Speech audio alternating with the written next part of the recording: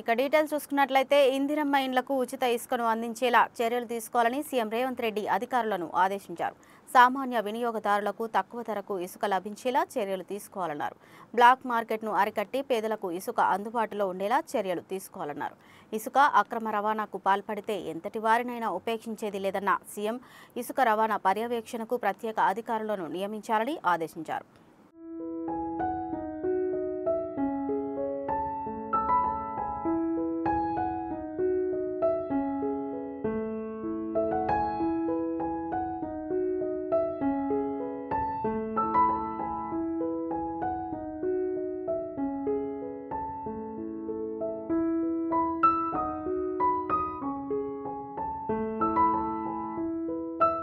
ఇందిరమ్మ ఇండ్లకు ఉచిత ఇసుకను అందించేలా చర్యలు తీసుకోవాలని సీఎం రేవంత్ రెడ్డి అధికారులను ఆదేశించారు.